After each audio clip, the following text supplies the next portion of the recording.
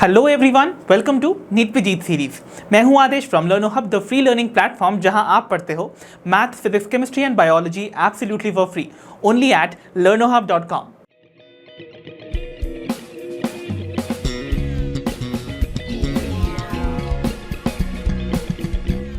सो बच्चों, now it is time to begin with our next chapter, और chapter है हमारा इकोसिस्टम।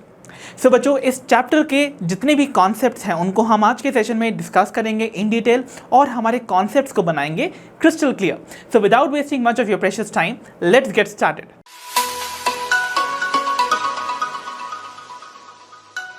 तो चलिए बच्चों, शुरुआत करते हैं अपने आज के सेशन के साथ। अब भाई, चैप्टर का नाम ही है इकोसिस्टम। आप सभी जानते हो, चैप्टर के मतलब को समझे बिना, नाम को समझे बिना, उसके बेसिक इन्फॉर्मेशन को गैदर किए बिना we can not proceed with the chapter, right. तो सबसे पहले जानते हैं इकोसिस्टम से रिलेटेड ही बेसिक इन्फॉर्मेशन को। सबसे पहले जानते हैं ये जो टर्म इकोसिस्टम है, इसको कॉइन किसने किया था। ये इन्फॉर्मेशन आपके लिए इंपॉर्टेंट है, इसीलिए बताना जरूरी है। इकोसिस्टम, ये जो टर्म है, it was coined bye sir A.G. Tansley.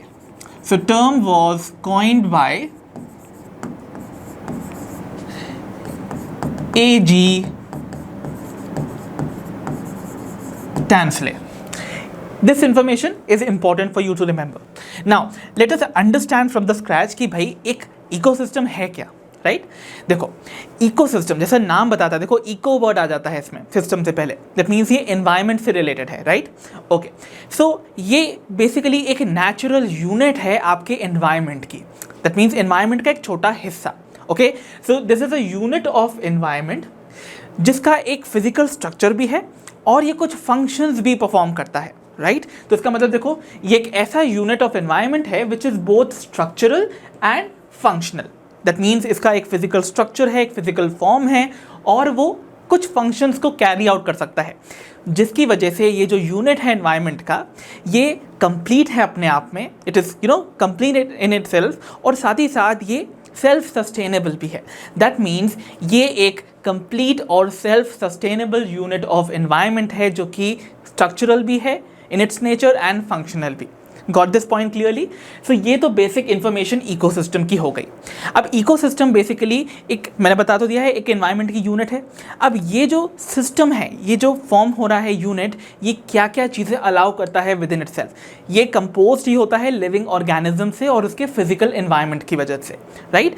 तो यहाँ पर ये अलाउ करेगा लिविंग ऑर्गेनिज्म को इंटरैक्ट करने में। किसके साथ?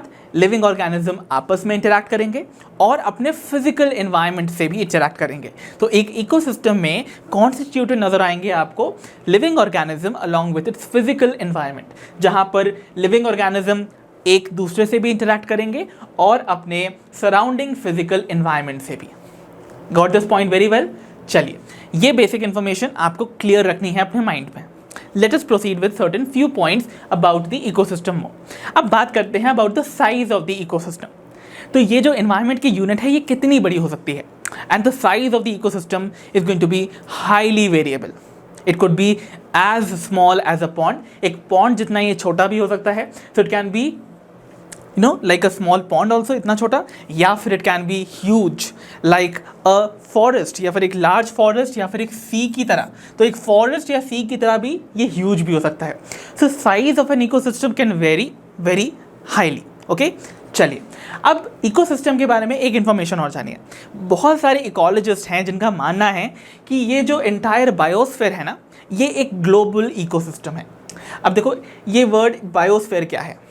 Biosphere is the piece of land on this earth जो कि सभी लाइफ फॉर्म्स को कॉन्स्टिट्यूट करता है, जिसपे सभी के सभी लिविंग ऑर्गेनिजम्स प्रेजेंट है, राइट। तो दैट इज बायोस्फीयर।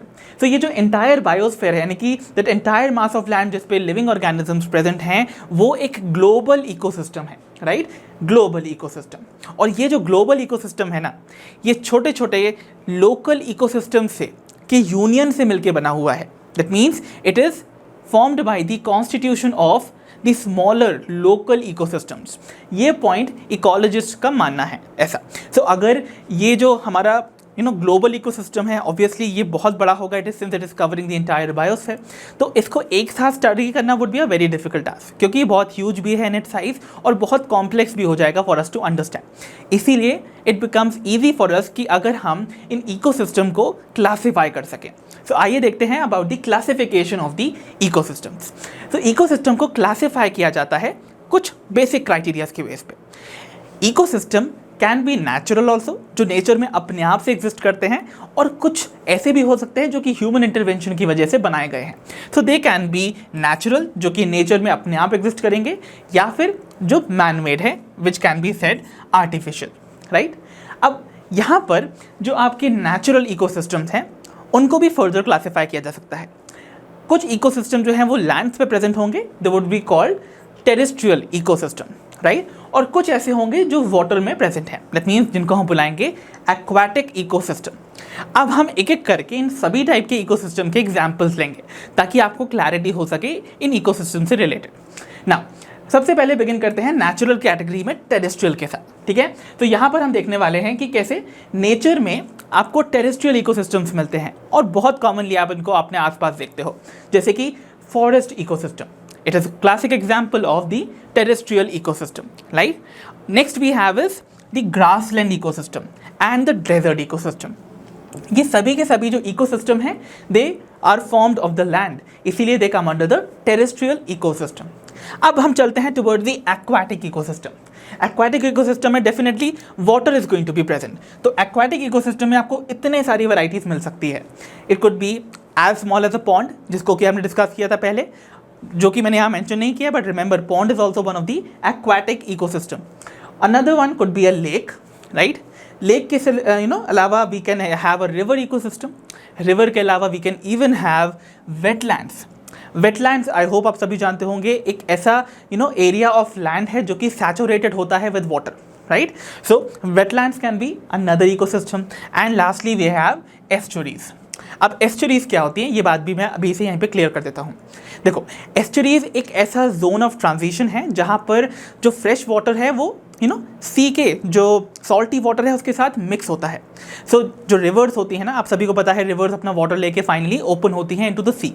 तो एक रीजन ऐसा बनता है जहाँ पर सी का water because of the tides और रिवर का वाटर आपस में मिक्स करते हैं। तो वो जो वाटर मिक्स हो रहा है ना उस पर्टिकुलर एरिया में, वो ना तो कंप्लीटली फ्रेश है ना ही कंप्लीटली सॉल्टी है, वो बीच का है। दैट मीन्स उसका जो सेलाइन नेचर है वो काफ़ी हद तक मीडियम लेवल पे है, उसको हम ब्रैकिश वाटर बुलाते हैं। And that entire region constitute of different type of organisms in it, और उस पर्टिकुलर रीजन को हम बुलाते हैं दी एस्चुरीज, जहाँ पर mixing of fresh water and the salty water takes place forming the brackish water. So ये बात आपको याद रखनी है। तो ये सभी वैरायटी के आपको एक्वाटिक इकोसिस्टम देखने को मिल सकते हैं इन नेचर। फाइन, तो ये तो हो गए हमारे नेचुरल इकोसिस्टम के एग्जाम्पल्स। नाउ वील सी सम artificial ecosystems. Artificial ecosystems में we have examples like the crop field. So जो crop fields होती हैं जहाँ पर हम crops को उगाते हैं, so उनमें उस लैंड पे हम सिर्फ अपनी वैरायटी के ही क्रॉप को उगा रहे हैं ना, so वो इकोसिस्टम क्रिएट तो हुआ है but that is by the intervention of human beings, इसीलिए वो एक आर्टिफिशियल इकोसिस्टम है। सिमिलरली एक छोटा सा जो एक्वेरियम आपके घर में रखा होता है उसमें भी आप आर्टिफिशियली लाके फिशेस को लाते हो, वहाँ वाटर क्रिएट करते हो, है ना, वाटर डालते हैं, वहाँ पर हम कुछ प्लांट्स लगा देते हैं, वो सभी के सभी जो हैं वो क्या हैं, they have been artificially introduced by the intervention of human beings, इसीलिए वो आते हैं अंडर दी आर्टिफिशियल इकोसिस्टम। वो नेचर में अपने आप से एग्जिस्ट नहीं कर रहे हैं, वी हैव क्रिएटेड दैट, इसीलिए वो आर्टिफिशियल के एग्जाम्पल हैं। So I hope the basic classification of ecosystems is very clear. तो बच्चों जल्दी से रिकॉल करते हैं अभी तक हमने इकोसिस्टम के बारे में क्या जाना।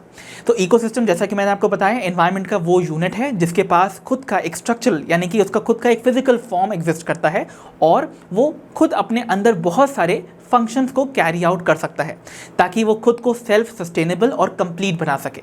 Isn't it or not? चलिए, तो मतलब इकोसिस्टम जो है उसका स्ट्रक्चरल कंपोनेंट्स भी होंगे और उसके कुछ फंक्शनल एस्पेक्ट्स भी होंगे जिन्हें हमें जानना ज़रूरी है। तो सबसे पहले जानते हैं भाई कौन कौन से वो कंपोनेंट्स हैं जो कि एक इकोसिस्टम का स्ट्रक्चर बनाते हैं। तो we'll be taking up now is the structural components of an ecosystem.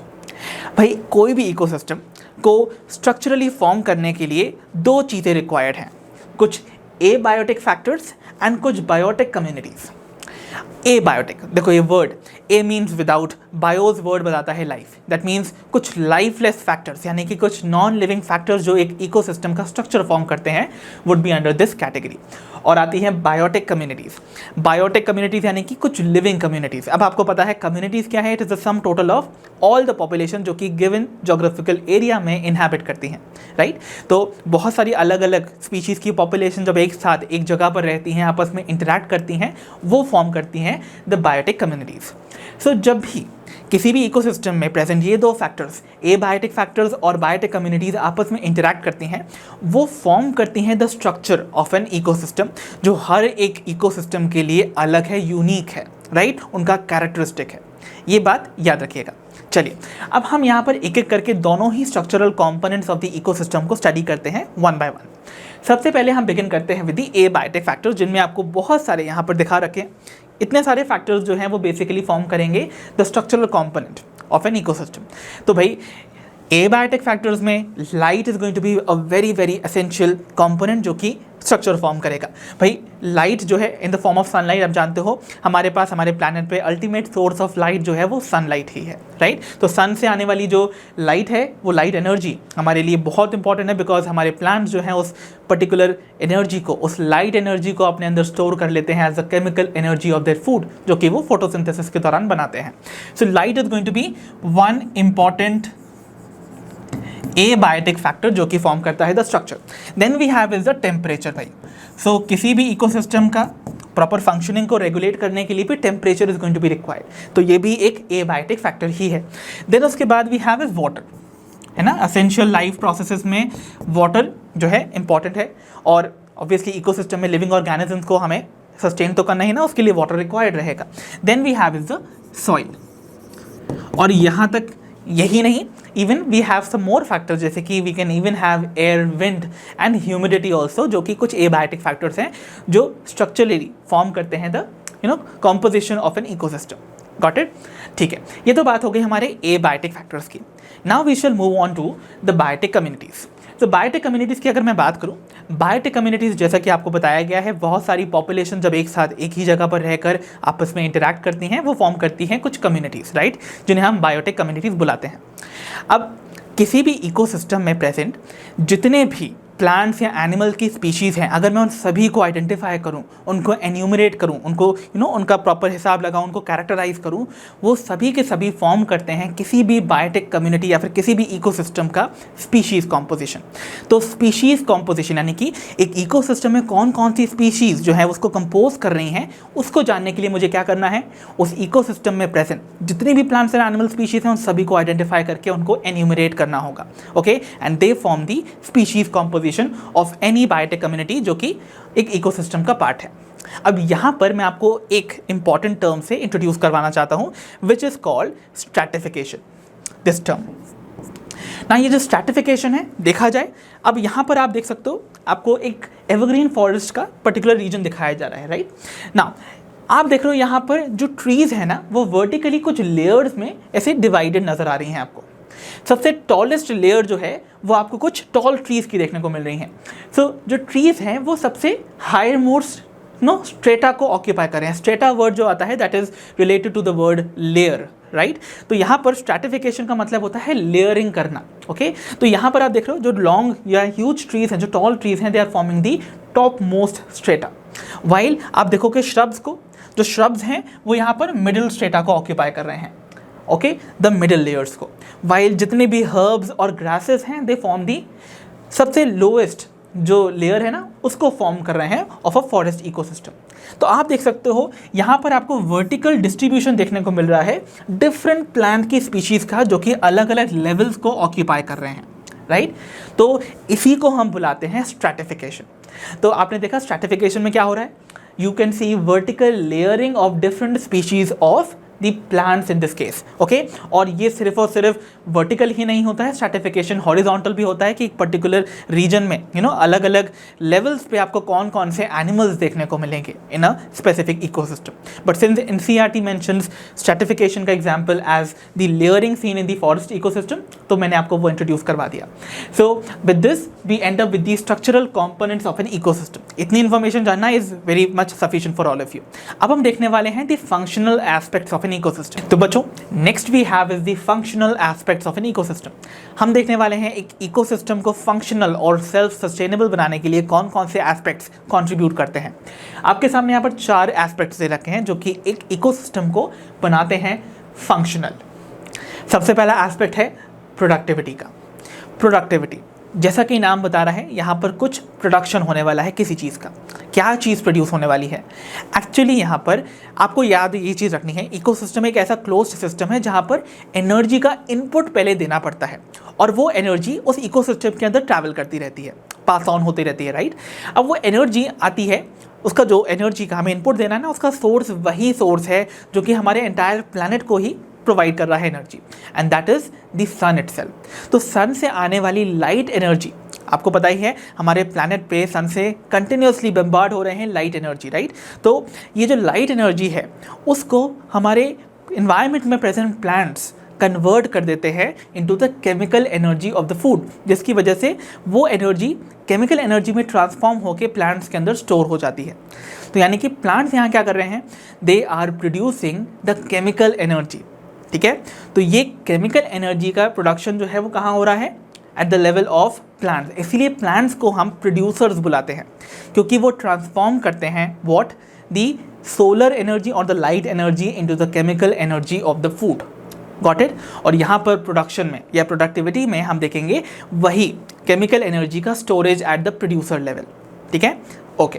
तो प्रोडक्टिविटी में क्या हुआ, सन से आने वाली रेज का इस्तेमाल करके प्लांट से अपने अंदर केमिकल एनर्जी ऑफ फूड के फॉर्म में उसको स्टोर कर लिया है, ओके।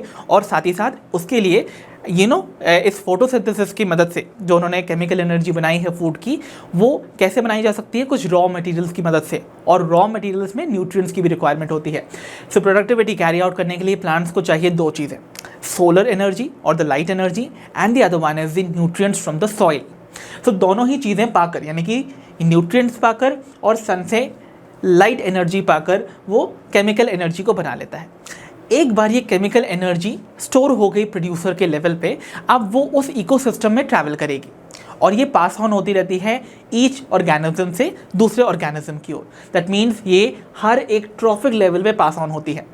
अब ट्रॉफिक लेवल्स जो है, जैसे कि हम आगे भी डिटेल में स्टडी करेंगे, आप ऐसे कर सकते हो, इसको प्रेडेशन का एक आप स्टेप दे सकते हो, या सीरीज ऑफ प्रेडेशन स्टेप्स हैं जहाँ पर एक ऑर्गेनिज्म दूसरे ऑर्गेनिज्म को ईट करेगा, और जब भी एक ऑर्गेनिज्म दूसरे को ईट करेगा उसके लेवल पे स्टोर्ड केमिकल एनर्जी उसमें पास ऑन हो जाएगी। फॉर एग्जाम्पल, इस प्लांट ने जो केमिकल एनर्जी स्टोर की थी वो उसको खाने के लिए, यहाँ पर देखो, उस प्लांट को खाता है सपोज ये ग्रास हॉपर। तो ग्रास हॉपर क्या कर रहा है, प्लांट की स्टोर्ड केमिकल एनर्जी का कुछ हिस्सा अपने अंदर ट्रांसफर कर लेगा। सिमिलरली इस ग्रास हॉपर को जब एक फ्रॉग खाएगा in the series of predation, so उसमें आप देखोगे फ्रॉग जो है स्टोर्ड, जो ग्रास हॉपर के अंदर स्टोर्ड केमिकल एनर्जी थी उसका एक हिस्सा जो है अपने अंदर ट्रांसफर कर लेगा। सिमिलरली एक स्नेक जब एक फ्रॉग को खाएगा तो वो भी फ्रॉग के लेवल पे स्टोर्ड केमिकल एनर्जी का कुछ हिस्सा अपने अंदर ले लेगा। सिमिलरली जब एक हॉक एक स्नेक को खाएगी तो वो स्नेक के लेवल पे स्टोर्ड केमिकल एनर्जी को अपने अंदर स्टोर कर लेगी। तो इस तरीके से यहाँ पर आप देखोगे passing of the energy takes place, and this is what comes under the energy flow.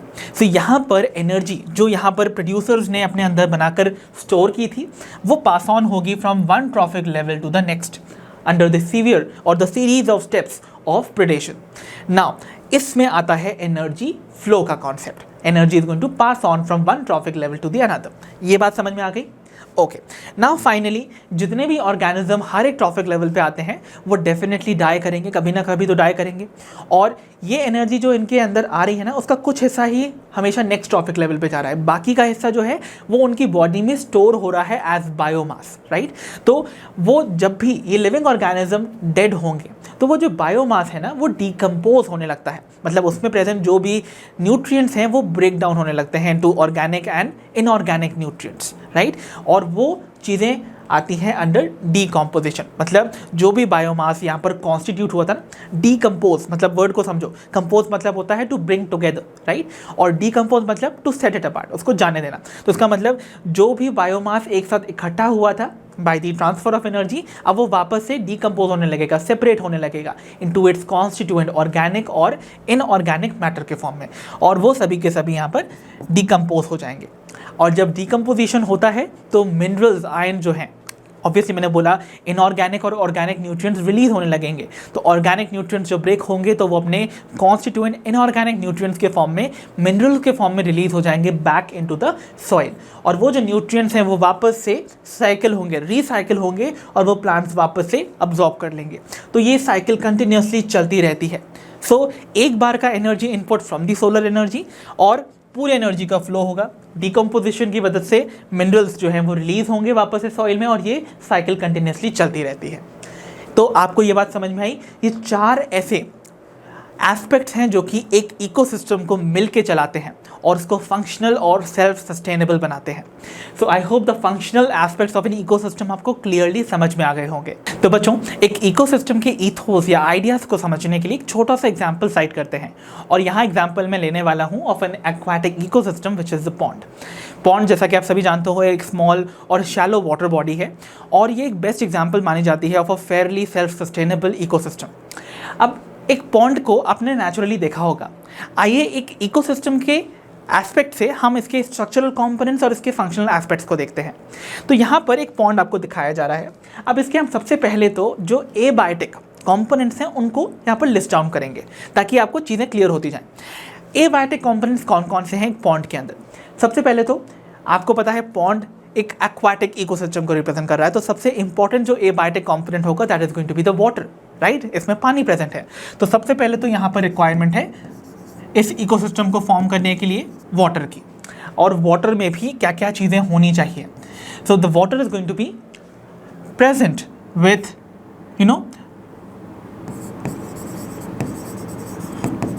Dissolved gases, इसमें कुछ डिजॉल्व्ड गैसेस होनी चाहिए, कुछ ऑर्गेनिक और इनऑर्गेनिक सब्सटेंसेस, न्यूट्रिएंट्स होने चाहिए, तो यहाँ पर कुछ organic and inorganic nutrients are also going to B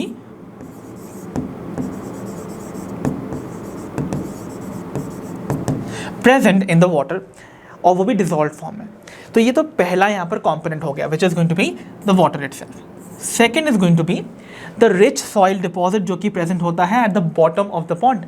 तो जो मडी बॉटम होता है पॉन्ड का, उसमें सॉइल जो डिपॉजिट है that is going to be nutrient rich, यानी कि rich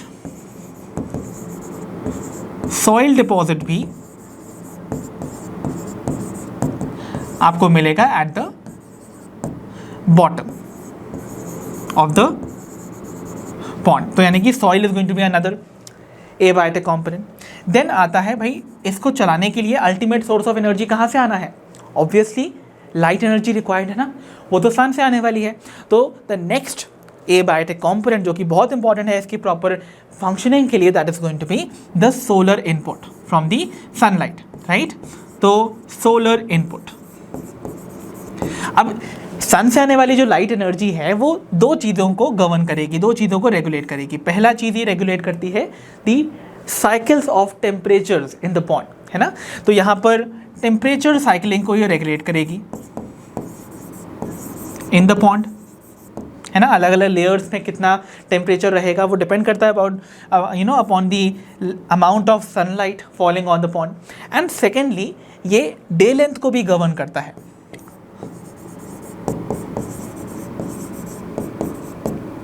so temperature cycling day length को कवर कौन करेगा या रेगुलेट कौन करेगा? The solar input. और भी बहुत सारे क्लाइमेटिक कंडीशंस हैं जो कि रेगुलेट करेंगी यहाँ पर दी पॉन्ड इकोसिस्टम को। ये सभी के सभी रेगुलेट करती हैं the rate at which the functioning of the pond ecosystem will take place. तो यानी कि ये सभी के सभी क्या कर रही हैं? They are going to govern the rate of functioning of the pond ecosystem. ये पॉइंट क्लियर हो गया, ठीक है, अब हम ए बायोटिक कंपोनेंट्स तो हमने देख लिए, अब हम बढ़ते हैं टुवर्ड्स दी बायोटिक कंपोनेंट्स। कौन कौन से बायोटिक कंपोनेंट्स यहाँ पर प्रेजेंट हैं? So now we shall be taking up the biotic components. यहाँ देखो इस पर्टिकुलर पॉइंट के अंदर कौन कौन से बायोटिक कंपोनेंट्स मिलेंगे भाई। सबसे पहला जो हमें चाहिए वो चाहिए जो इस सन की एनर्जी को केमिकल एनर्जी में कन्वर्ट कर सके। That means we are talking about plants, that means हम ऑटोट्रॉफ्स की बात कर रहे हैं, राइट। सो ऑटोट्रॉफ्स में सबसे पहले कैटेगरी हम ऑटोट्रॉफ्स की ले लेते हैं। ऑटोट्रॉफ्स के केस में आपको यहाँ पर सबसे पहले मिलने वाले हैं टाइनी माइक्रोस्कोपिक प्लांट्स, जिन्हें हम बुलाते हैं फाइटोप्लैंक्टन्स। क्या बुलाते हैं?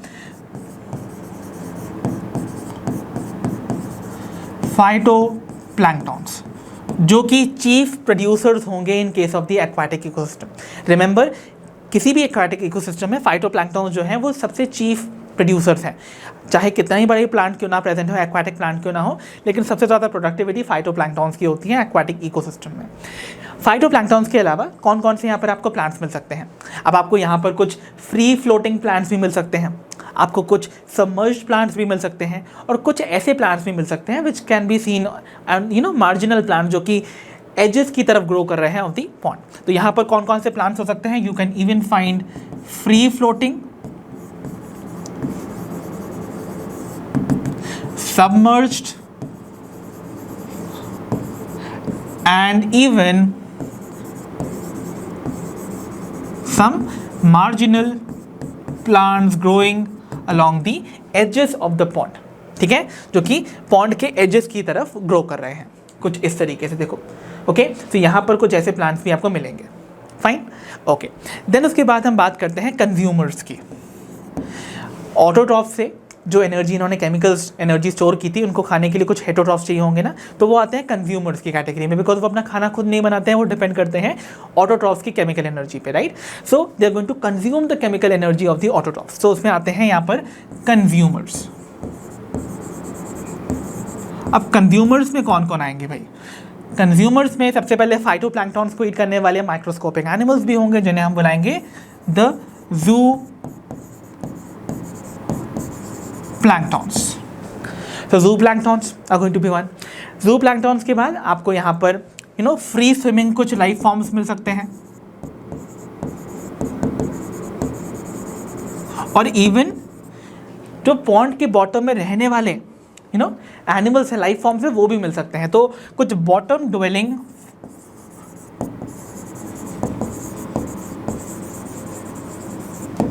लाइफ फॉर्म्स भी आपको मिल सकते हैं as consumers. And thirdly we will have consumers, जब मर जाएंगे उनको डिकम्पोज करने के लिए वुड बी डीकम्पोजर्स। तो आपको यहाँ पर डीकम्पोजर्स ही मिलते हैं, और ये डीकम्पोजर्स चीफली आपको मिलेंगे eight the bottom of the pond. तो यहाँ पर आपको बैक्टीरिया मिल सकते हैं, आपको फंजाई मिल सकते हैं, एंड कुछ फ्लैजेलेट्स भी मिल सकते हैं।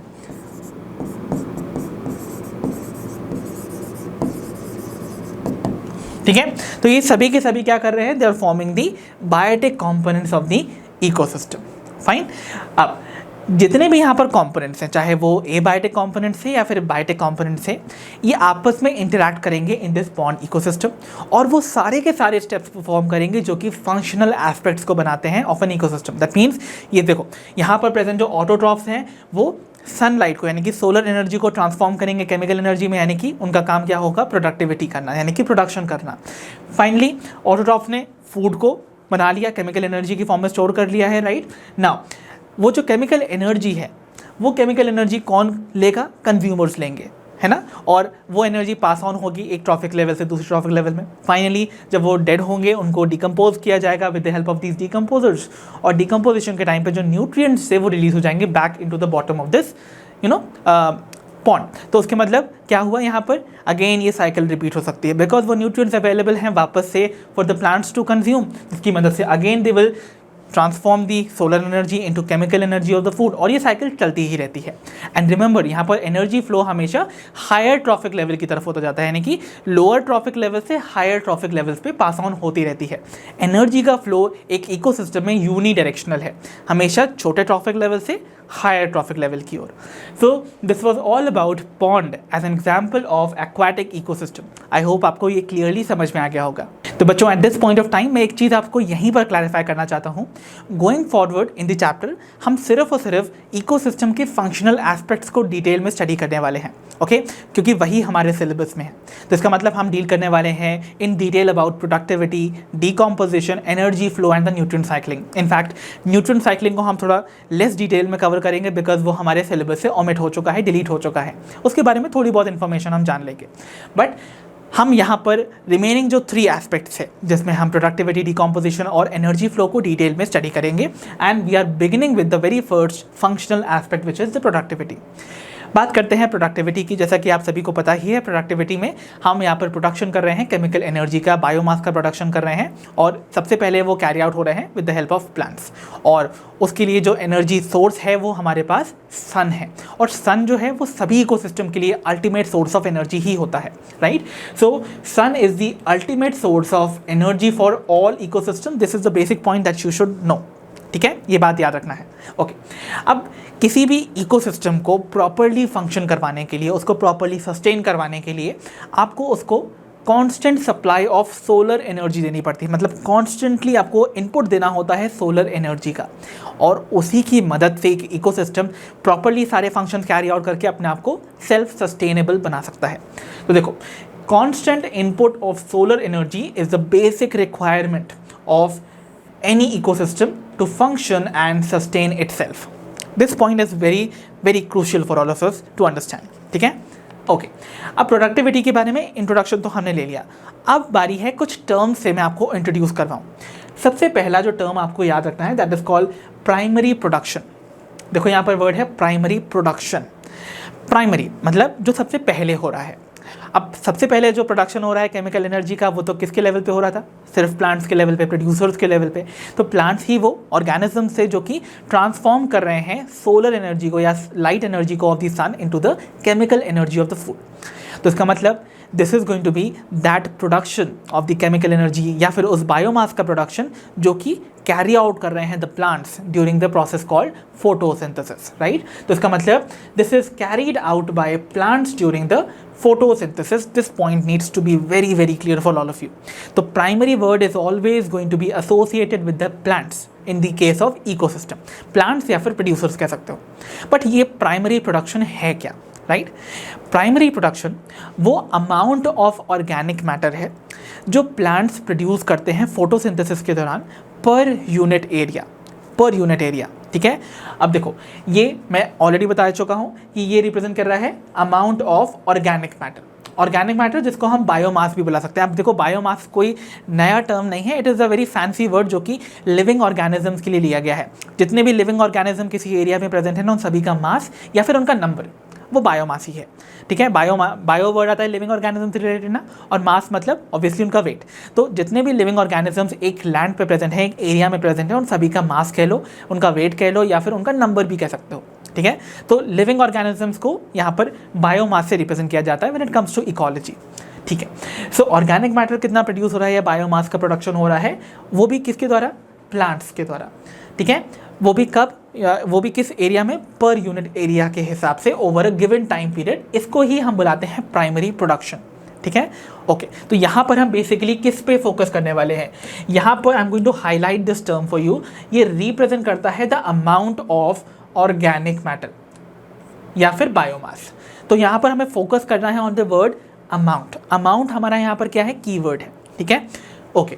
तो व्हेन इट, और ये क्यों मैंने कीवर्ड मेंशन किया है? बिकॉज यहाँ पर वर्ड है प्रोडक्शन में हम यहाँ पर अमाउंट ऑफ ऑर्गेनिक मैटर को मेजर करते हैं, फाइन।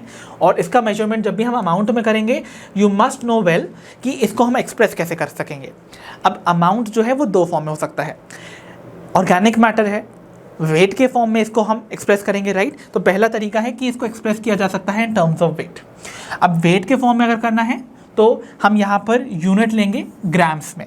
बट इस वेट को हमें मेजर करना है किसके हिसाब से, पर यूनिट एरिया के हिसाब से। ये पॉइंट देखो, पर यूनिट एरिया है ना, तो इसका मतलब पर यूनिट एरिया के लिए हम क्या करेंगे, इसको हम लिखेंगे ग्राम पर मीटर स्क्वायर।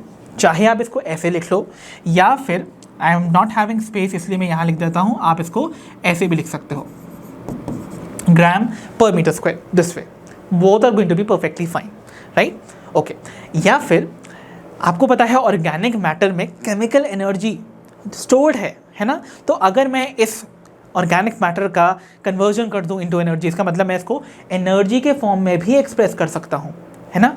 अब मैं इसको अगर एनर्जी के फॉर्म में भी एक्सप्रेस कर सकता हूं, दैट मीन्स व्हाट, इसको मैं एक्सप्रेस करूंगा इन द यूनिट्स कैलोरीज, और कैलोरीज में भी we will take a larger unit of calories which is the kilo calories per metre square, या फिर इसको हम इस तरीके से लिख सकते हैं, किलो कैल्स पर मीटर स्क्वायर। आ गई बात समझ, इतनी बात समझ में आ रही है कि नहीं। प्रोडक्टिविटी से रिलेटेड प्राइमरी प्रोडक्शन का ये जो मैंने इंट्रोडक्शन दिया है ये बहुत इंपॉर्टेंट है, इसीलिए मैंने फोकस करवाया है प्रोडक्शन और वर्ड अमाउंट पे, बिकॉज आगे आने वाले टर्म्स कंफ्यूजिंग हो सकते हैं। तो यहाँ पर हमने डिस्कस किया प्राइमरी प्रोडक्शन का अमाउंट से related about the organic matter. Now we'll be taking up the primary productivity. Okay, so primary productivity क्या है, अब आप कंफ्यूज हो गए प्राइमरी प्रोडक्शन और प्रोडक्टिविटी में, इसीलिए फोकस था। तो देखो प्रोडक्टिविटी, ये जो वर्ड आता है ना, ये प्रोडक्टिविटी जब भी वर्ड आएगा दैट मीन्स यहाँ पर हम रेट को मेजर कर रहे हैं, रेट। ओके, सो ये बताता है the rate of biomass production by the plants. Production बता रहा था, प्राइमरी प्रोडक्शन बता रहा था, amount of biomass produced by the plants, right. यहाँ पर प्राइमरी प्रोडक्टिविटी बताता है the rate of biomass produced by the plants. तो मतलब ये क्या बता रहा है कि कितनी स्पीड से, कितने रेट से ऑर्गेनिक मैटर प्लांट्स प्रोड्यूस करते हैं per unit area in a specific time period, है ना, इन अ गिवन टाइम पीरियड या फिर एक यूनिट टाइम पीरियड के अंदर। ओके, ये पॉइंट तो समझना है। अब लॉजिक सी बात है, लॉजिकल बात है यहाँ पर कि यहाँ पर बायोमास का ही कैलकुलेशन होने वाला है, अमाउंट ही मेजर की जा रही है, बट उसका रेट मेजर किया जा रहा है, मतलब उसको टाइम पीरियड के साथ एसोसिएट किया जाएगा। तो इसका मतलब बायोमास की यूनिट तो सेम रहने वाली है ना, अमाउंट ऑफ बायोमास की, that is gram per metre square, but क्योंकि हम रेट मेजर कर रहे हैं यानी कि पर यूनिट टाइम के हिसाब से मेजर कर रहे हैं, तो इसको हम पर ईयर के हिसाब से अगर मेजर करते हैं तो it is going to be gram per metre square per year, ठीक है। सिमिलरली अगर एनर्जी टर्म्स में करना है तो बायोमास तो हम किलो कैल पर मीटर स्क्वायर में कर रहे थे, बस उसके आगे हमने पर यूनिट टाइम यानी कि पर ईयर को एसोसिएट कर किया।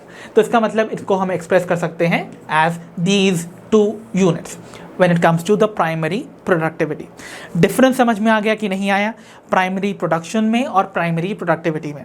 प्रोडक्शन में अमाउंट को मेजर किया था of the organic matter produced by plants, और प्रोडक्टिविटी में रेट ऑफ बायोमास प्रोडक्शन को मेजर किया गया है, ओके, पर यूनिट टाइम के हिसाब से।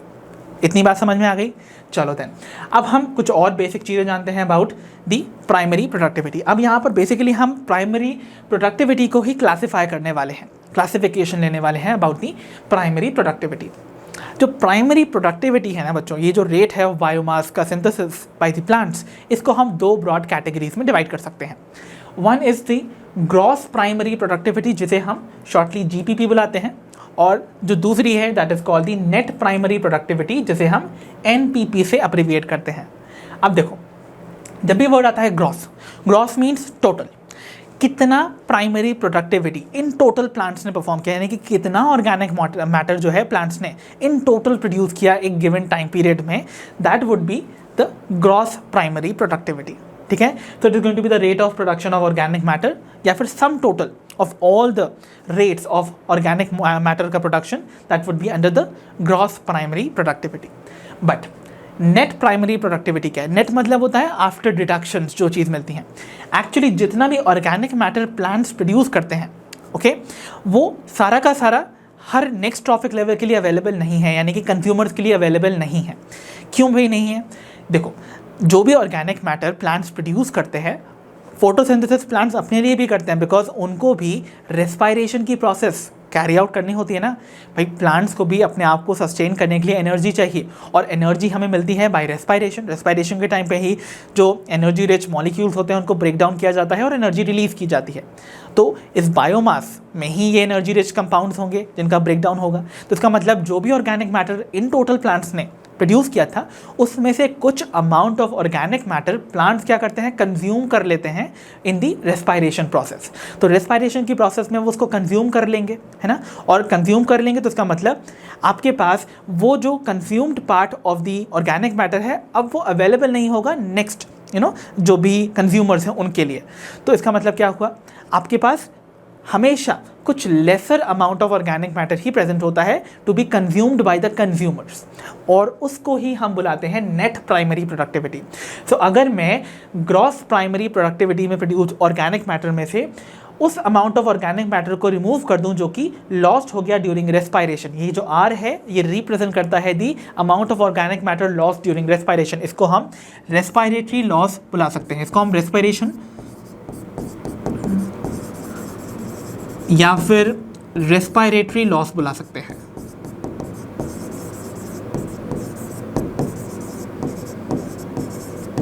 ठीक है, तो रेस्पायरेशन या रेस्पायरेटरी लॉसेस को डिडक्ट करने के बाद from the gross primary productivity जो आपको amount of organic matter available नजर आता है for the consumers to consume, चाहे वो हर्बीवोर्स हो चाहे वो डीकम्पोजर्स हो, वो कहलाता है net primary productivity. So it is the reminder of the gross primary productivity left after its use in the respiration। इतनी बात क्लियर हो गई आप सभी को? Okay, so this was all about the primary productivity. अब मैं आपको कुछ नेट प्राइमरी प्रोडक्टिविटी से रिलेटेड कुछ फैक्ट्स बताने वाला हूँ about the global net primary productivity. आपके सामने यहाँ पर नेक्स्ट टॉपिक आ गया है ग्लोबल नेट प्राइमरी प्रोडक्टिविटी।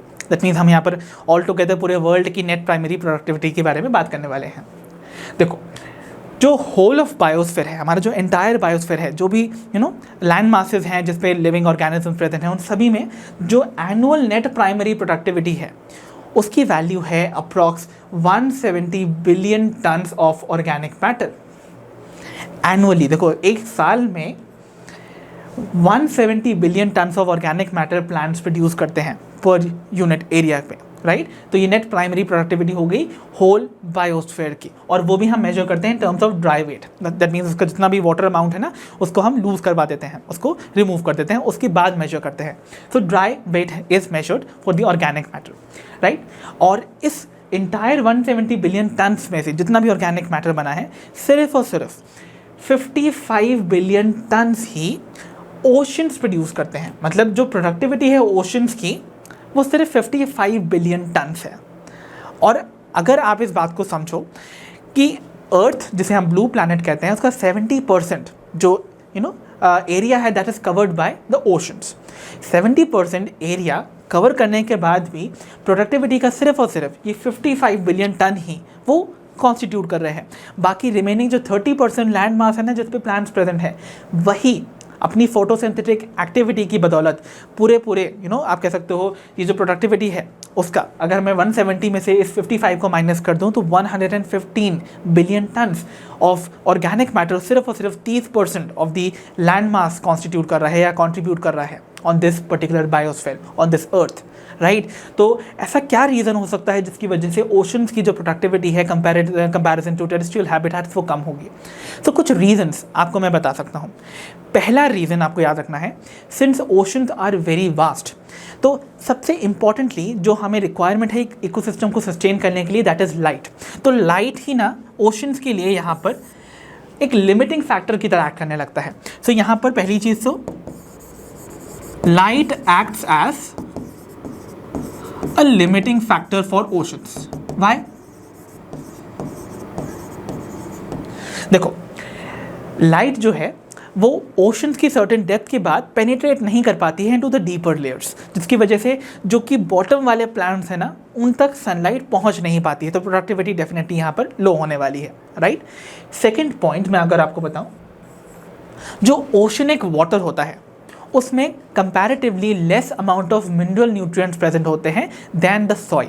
इसका मतलब जो भी प्लांट्स प्रेजेंट हैं उस एक्वाटिक इकोसिस्टम में या फिर उस ओशन के अंदर उनको कम अमाउंट में मिनरल आयंस मिल रहे हैं ताकि वो प्रोडक्शन कर सके ऑर्गेनिक मैटर का। तो ओशनिक वाटर की जो प्रोडक्टिविटी है वो इसीलिए भी कम है बिकॉज वहाँ पर mineral nutrients are lacking. So oceanic water has less mineral quantities when compared to the terrestrial habitats। and तीसरी चीज़, ओके, तीसरी चीज़ ये है ओशंस में जो प्राइमरी जो चीफ प्रोड्यूसर्स हैं वो होंगे फाइटोप्लैंक्टॉन्स, होंगे कि नहीं होंगे, और कुछ सबमर्ज्ड या फिर कुछ फ्री फ्लोटिंग या फिर कुछ मार्जिनल कुछ प्लांट्स होंगे, राइट, एक्वाटिक प्लांट्स। तो जो भी फाइटोप्लैंक्टॉन्स हैं या फिर जो भी एक्वाटिक प्लांट्स हैं उनकी जो फोटोसिंथेटिक कैपेसिटी है in comparison to terrestrial plants वो बहुत कम होती है। इसीलिए यहाँ पर आप देखोगे ओशंस की प्रोडक्टिविटी टेरेस्ट्रियल हैबिटेट से कम होती है। तो यहाँ पर एक चीज़ और लिख लीजिए कि यहाँ पर जो फोटोसिंथेटिक कैपेसिटी है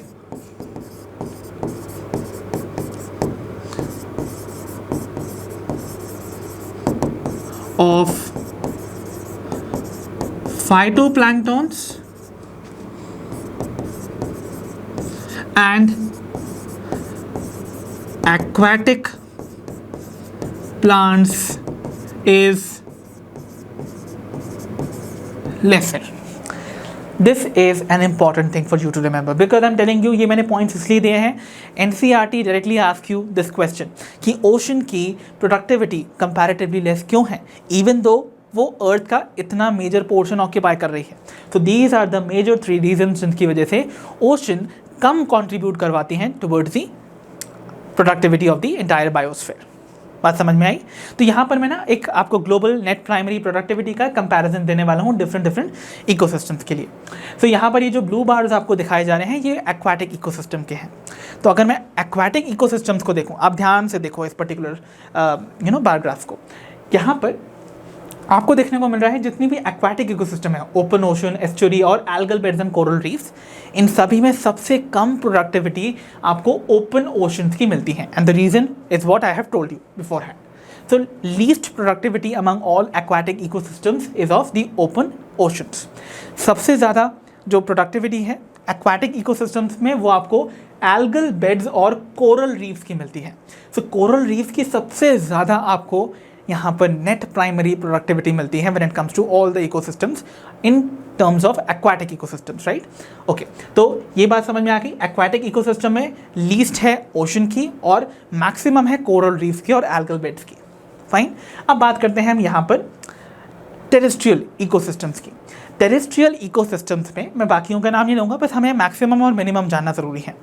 सबसे कम प्रोडक्टिविटी आपको मिलती है डेजर्ट्स की और सेमी डेजर्ट स्क्रब्स की। तो डेजर्ट्स और सेमी डेजर्ट स्क्रब्स की आपकी सबसे कम प्रोडक्टिविटी होती है among all the terrestrial ecosystems in the world. और सबसे ज़्यादा प्रोडक्टिविटी देखो कहाँ देखने को मिल रही है, ट्रॉपिकल रेन फॉरेस्ट की, जो कि ट्रॉपिकल एवरग्रीन फॉरेस्ट होते हैं। सबसे ज़्यादा प्रोडक्टिविटी यहाँ पर है। दैट मीन्स सबसे ज़्यादा organic matter per unit area जो प्रोड्यूस होता है bye the plants over a given time period वो आपको मिलेगा ट्रॉपिकल रेन फॉरेस्ट में, बिकॉज यहाँ पर बायोडाइवर्सिटी बहुत ज़्यादा होती है, राइट। इतने ज़्यादा ह्यूज वैरायटी में आपको प्लांट्स और एनिमल्स की स्पीशीज़ मिलेंगी that all of them contribute towards the production, right. इसका मतलब productivity, net primary productivity of the tropical rain forest और the tropical evergreen forest would be the maximum when it comes to all the terrestrial ecosystems. So ये एक comparison था of the global net primary productivity of different ecosystems across the world. I hope इतनी information आपको properly समझ में आ गई होगी। सो बच्चों, next we shall be taking up is the factors affecting primary productivity. कौन कौन से वो फैक्टर्स हैं जो कि अफेक्ट करते हैं primary productivity of an ecosystem को। सबसे पहला फैक्टर आपके सामने है द प्लांट स्पीशीज जो कि उस पर्टिकुलर गिवन हैबिटेट को इनहैबिट कर रही हैं। भाई गिवन एरिया में अगर जो प्लांट्स प्रेजेंट हैं, अगर प्लांट स्पीशीज़ प्रेजेंट हैं, वो ज़्यादा एफिशिएंट हैं इन ट्रैपिंग सोलर एनर्जी, मतलब वो सोलर एनर्जी को बहुत आसानी से ट्रैप करके केमिकल एनर्जी में कन्वर्ट कर ले रही हैं, यानी कि फोटोसिंथेसिस बहुत अच्छे से परफॉर्म कर पा रही हैं, और साथ ही साथ सॉइल में अवेलेबल न्यूट्रिएंट्स को भी ज़्यादा अच्छे से कंज्यूम कर पा रही हैं, अब्जॉर्ब कर पा रही हैं। तो इसका मतलब वो ecosystem with more efficient plants जो है वो ज़्यादा प्रोडक्टिव होगा कंपैरिजन टू द वन जहाँ पर लेस एफिशिएंट प्लांट्स प्रेजेंट है, मतलब वो ज़्यादा अच्छे से सोलर एनर्जी को ट्रैप नहीं कर पा रहे हैं, ज़्यादा अच्छे से न्यूट्रिएंट्स को अब्जॉर्ब नहीं कर पा रहे हैं फ्रॉम द सॉइल। तो इसका मतलब ऐसे इकोसिस्टम जहाँ पर लेस एफिशिएंट प्लांट्स हैं वहाँ प्रोडक्टिविटी लेस होगी, राइट। तो plant species inhabiting a given area is going to be one of the factor जो कि यहाँ पर कंट्रोल करने वाला है दी प्राइमरी प्रोडक्टिविटी को। अनदर कुछ फैक्टर्स हो सकते हैं जैसे कि कुछ इन्वायरमेंटल फैक्टर्स, जैसे आता है न्यूट्रिएंट की अवेलेबिलिटी। भाई सॉइल में न्यूट्रिएंट्स कितने अवेलेबल हैं, अगर न्यूट्रिएंट की ही डेफिशिएंसी हो जाएगी सॉइल में तो ऑब्वियसली प्लांट्स जो है वो उसको यूटिलाइज नहीं कर पाएंगे ना for the production of organic matter. अगर नहीं कर पाएंगे तो उसका मतलब प्रोडक्टिविटी डिप कर जाएगी, डिक्लाइन कर जाती है। साथ ही साथ अनदर जो फैक्टर है that is going to be the photosynthetic capacity of plants.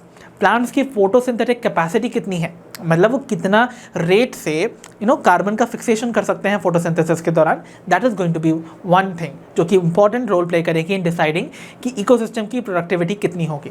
So photosynthetic capacity है क्या, जैसा कि मैंने बताया, it is the measure of the rate at which carbon is fixed, और वो भी कब, ड्यूरिंग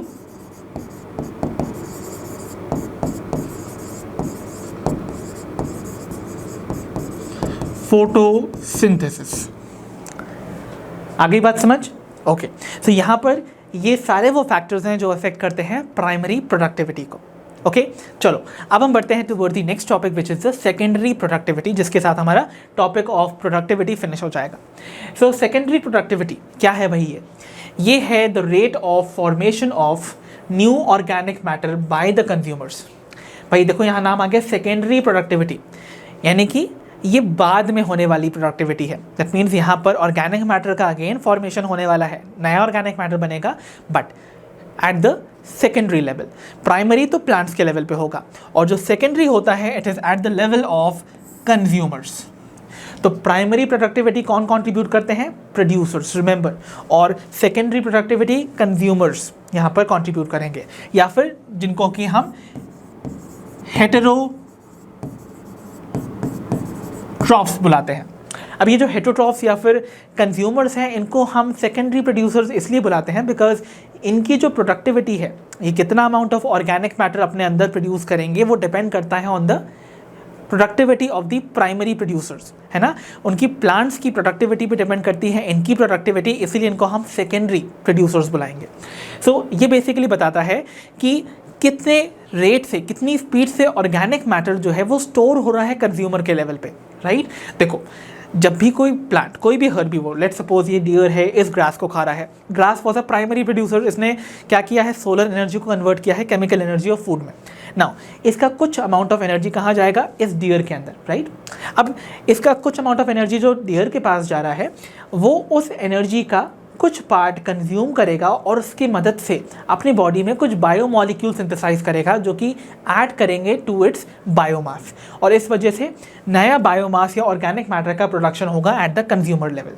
तो इस तरीके से जब प्रेडेशन की जो चेन होती है, फूड चेन जब होती है, जहाँ पर हर एक प्रेडेटर अपने लोअर ट्रॉफिक लेवल पर प्रेजेंट किसी प्रे को खाता है, तो उसकी कुछ अमाउंट ऑफ एनर्जी वो कंज्यूम करता है, जिसकी मदद से वो कुछ ऐसे बायोमॉलिक्यूल्स का सिंथेसिस करता है जो कि ऐड करते हैं टू इट्स ऑर्गेनिक मैटर और द बायोमास। और इस तरीके से आप देखोगे हर एक ट्रॉफिक लेवल पे आपको ऑर्गेनिक मैटर का फ्रेश फॉर्मेशन देखने को मिलता है, जिसे हम सेकेंडरी प्रोडक्टिविटी बुलाते हैं। So secondary productivity is the productivity which is seen at the consumer level. So I hope the concept of secondary productivity is also very clear to all of you now, and with this productivity का topic होता है end. अब हम बढ़ेंगे towards the next functional aspect, जिसे हम बुलाएंगे the decomposition. तो बच्चों चलिए बिगिन करते हैं with the next functional aspect, जिसका नाम है डीकॉम्पोजिशन। देखो इस वर्ड को समझो, डीकम्पोज करना। कंपोज वर्ड का मतलब क्या होता है? टू ब्रिंग थिंग्स टुगेदर, छोटी छोटी चीज़ों को जोड़ के एक चीज़ बिल्डअप करना, राइट। ब्रिंग टुगेदर करके उनको एक सा बना देना। ना अब मैंने वर्ड लगा दिया डी बिफोर कंपोज, तो बन गया डीकम्पोज। डीकम्पोज मतलब जस्ट ऑपोजिट ऑफ कंपोज, यानी कि हमें क्या करना है, जो भी चीज़ हमने एक साथ लाई थी, we have to set them apart, उनको अलग अलग कर देना। तो यहाँ क्या होने वाला है डीकम्पोजिशन में? प्रोडक्टिविटी में जो हमने देखा था उसका जस्ट ऑपोजिट होगा। प्रोडक्टिविटी में याद करो क्या देखा था, आपने देखा था कि हर एक ट्रॉफिक लेवल पे ऑर्गेनिक मैटर का डिपोजिशन हो रहा है, बिल्डिंग अप हो रहा है, बिगिनिंग भी हुई थी प्रोड्यूसर के लेवल पे। तो प्रोड्यूसर्स क्या कर रहे थे, एग्जैक्टली सराउंडिंग में प्रेजेंट न्यूट्रिएंट्स का इस्तेमाल करके नया ऑर्गेनिक मैटर सिंथेसाइज कर रहे थे, राइट। प्रोडक्टिविटी में वहाँ प्रोडक्शन हो रहा था, ओके। और वो जो मटेरियल, जो रॉ मटेरियल इस्तेमाल कर रहे थे, that were inorganic nutrients, right, okay. और उसके लिए एनर्जी आती थी फ्रॉम दी सन इटसेल्फ, है ना, सोलर इनपुट से एनर्जी आती थी, ये बात आप जानते हो। प्रोडक्टिविटी में बिल्डअप हो रहा है ऑर्गेनिक मैटर। बट जब यही प्लांट्स और एनिमल्स, क्योंकि आपको पता है थ्रू फूड चेन आपने देखा है, हमने प्राइमरी प्रोडक्शन भी देखा था, सेकेंडरी प्रोडक्शन भी देखा था कि जब भी कोई कंज्यूमर किसी भी प्लांट को खाएगा या फिर उसके बाद या कोई ऐसे एनिमल को खाएगा जिसने इनडायरेक्टली किसी प्लांट को खाया था, तो इस तरीके से वहाँ पर कुछ amount of organic matter transfer होता रहता है टू ईच ट्रॉफिक लेवल, है ना। तो इस तरीके से आपने देखा हर एक ऑर्गेनिज्म में बायोमास का यहाँ पर डिपोजिशन होने लगता है, उसमें नया ऑर्गेनिक मैटर डिपॉजिट होने लगता है। बट जब ये प्लांट्स और एनिमल्स जाए करते हैं तो इनकी बॉडी में प्रेजेंट ये ऑर्गेनिक मैटर वापस से ब्रेक डाउन होगा, ओके, ताकि वो वापस से वो इनऑर्गेनिक न्यूट्रिएंट्स को वापस रिलीज कर दे इनटू द एनवायरनमेंट, जिनको प्लांट्स वापस से रीअब्जॉर्ब करके नया ऑर्गेनिक मैटर सिंथेसाइज कर सके। यही चीज़ को इंश्योर करता है डीकॉम्पोजिशन। तो डीकॉम्पोजिशन में क्या होगा, जो भी कॉम्प्लेक्स ऑर्गेनिक मटेरियल प्रेजेंट है किसी भी रिमेन्स ऑफ प्लांट्स और एनिमल्स में, उनका ब्रेक डाउन होने वाला है और वो ब्रेक डाउन होंगे इनटू इनऑर्गेनिक न्यूट्रिएंट्स। ये इनऑर्गेनिक न्यूट्रिएंट्स सर्व करते हैं एज रॉ मटेरियल्स, और ये रॉ मटेरियल्स का इस्तेमाल करके प्लांट वापस से नया ऑर्गेनिक मैटर जो है बनाने लगते हैं। इसका मतलब न्यूट्रिएंट्स की यहाँ पर रिसाइकलिंग पॉसिबल हो जाती है बिकॉज ऑफ डीकॉम्पोजिशन इटसेल्फ। तो देखो डीकॉम्पोजिशन में क्या होने वाला है, break down of complex organic remains of plants and animals, और वो भी into inorganic raw materials for the recycling. इनके रीसाइकलिंग के लिए ही इनका ब्रेक डाउन होता है, ताकि वो इनऑर्गेनिक न्यूट्रिएंट वापस से इकोसिस्टम में अवेलेबल हो जाएं और वापस से नया ऑर्गेनिक मैटर या बायोमास सिंथेसाइज किया जा सके। इतनी बात क्लियर हो गई, ठीक है। अब देखो यहाँ पर बेसिक डेफिनेशन तो हमने डीकॉम्पोजिशन की देख ली, अब कुछ बेसिक इन्फॉर्मेशन जानो। सबसे ज़्यादा डीकॉम्पोजिशन होता कहाँ है वो major sites of decomposition in various type of ecosystems. अगर मैं आपको बात करूँ टेरेस्ट्रियल हैबिटेट, कोई भी टेरेस्ट्रियल इकोसिस्टम की जहाँ पर सॉइल ऑब्वियसली प्रेजेंट होता है, सो याद रखिएगा सबसे ज़्यादा जो डीकॉम्पोजिशन होता है that takes place in the upper layer of the soil. तो सॉइल की हमेशा जो टॉप लेयर होती है ना, वहाँ पर सबसे ज़्यादा डीकॉम्पोजिशन होता है, बिकॉज वहीं पर सबसे ज़्यादा freshly deposited dead organic matter present होता है in the form of litre, है ना। चाहे वो लीफ के फॉल में हो, फ्लावर्स वगैरह, जो भी डेड पार्ट होता है ना किसी भी प्लांट या एनिमल का, डेड बॉडीज ऑफ एनिमल्स क्यों ना हो, एक्सक्रीटा क्यों ना हो, वो सभी प्रेजेंट होता है on the top soil layer. इसीलिए सबसे ज़्यादा जो डीकॉम्पोजिशन होगा that is going to be on the top layer of the soil, जब हम बात करते हैं टेरेस्ट्रियल हैबिटेट की। लेकिन अगर हम बात करें एक्वाटिक हैबिटेट की, सो एक्वाटिक हैबिटेट पे प्रेजेंट जो भी ऑर्गेनिजम्स हैं, जब वो डाई करते हैं तो वो कहाँ सेटल करेंगे, राइट एट द बॉटम, है ना। तो जो बॉटम होता है किसी भी वाटर बॉडी का, उसमें जाके वो सेटल करते हैं और वहीं पर डीकॉम्पोजिशन होता है। तो इसका मतलब एक्वाटिक हैबिटेट के केस में bottom of the water body is the major site for decomposition. ये बात क्लियर हो गई। चलो अब बढ़ते हैं आगे। नाउ एक टर्म से अब मैं आपको स्पेसिफिकली इंट्रोड्यूस करवाना चाहता हूँ and that is called detritus. देखो ये जो टर्म है डेट्राइटस, डेट्राइटस रिप्रेजेंट करता है फ्रेशली डिपॉजिटेड ऑर्गेनिक मैटर। तो जो फ्रेशली डिपॉजिट होने वाला जो डेड ऑर्गेनिक मैटर होता है ना, जो एक्चुअली इसको याद रखिएगा डेट्राइटस पे ही हमेशा डीकॉम्पोजिशन अकर करता है। तो जो भी फ्रेशली डिपॉजिटेड ऑर्गेनिक मैटर है, चाहे वो किसी भी टेरेस्ट्रियल हैबिटेट के टॉप पर प्रेजेंट हो सॉइल में, टॉप लेयर ऑफ सॉइल में, या फिर किसी भी एक्वाटिक हैबिटेट के सबसे bottom of that water body में प्रेजेंट हो, वो डेट्राइटस होगा। तो जो भी फ्रेशली डिपॉजिटेड ऑर्गेनिक मैटर है वो डेट्राइटस है, और यही सर्व करता है as raw material for the decomposition. मतलब इसी पर ही डीकॉम्पोजिशन होता है, इसी पर ही एक्ट करते हैं डीकम्पोजर्स, क्योंकि डीकम्पोजिशन को कैरी आउट करवाते हैं कौन, सर्टेन माइक्रोब्स, जिन्हें हम बुलाते हैं डीकम्पोजर्स। तो डीकम्पोजर्स कौन कौन से होते हैं, they are going to be bacteria and fungi, okay, जो कि सैप्रोफाइट्स, फंजाई तो आप जानते हो सैप्रोफाइट्स से हमेशा डेड ऑर्गेनिक मैटर पे ही ग्रो करते हैं, राइट। सो याद रखना है आपको, डेट्राइटस पे एक्ट करेंगे डीकम्पोजर्स, और इसीलिए डेट्राइटस जो है वो सर्व करेगा as raw material. For decomposition. अब एग्जाम्पल के तौर पे डेट्राइटस में क्या क्या आ सकता है, आपके सामने सारे के सारे मेंशन भी हैं over here. We can have leaves, है ना, किसी भी प्लांट के जो सेनेस्ट लीव्स होती हैं जो कि फॉल कर जाती हैं आफ्टर एब्सेशन, वो सारी की सारी लीव्स हो सकती हैं, right. We can even have dried flowers, you know, bark हो सकती है किसी भी ट्री की, या फिर dead bodies of the animals, even animal का जो एक्सक्रीटा है, they all can come in the detritus, ठीक है। and detritus has to be present below the soil but on the top soil layer, okay. Surface के ऊपर जो freshly deposited organic matter होता है, मैं देखो यहाँ पर डिफरेंस बता दूँ, अगर सरफेस के ऊपर फ्रेशली डिपॉजिटेड ऑर्गेनिक मैटर होगा लीफ वगैरह के फॉर्म में या फिर किसी भी चीज़ के फॉर्म में, ये सारी चीज़ें जो है वो अगर सरफेस के ऊपर है, it is going to be called litter. But अगर वो सरफेस के नीचे है, यानी कि सॉइल सरफेस के ऊपर टॉप लेयर में ही है लेकिन सरफेस के नीचे होना चाहिए सॉइल के, तो वो कहलाएगा डेट्राइटस, ठीक है।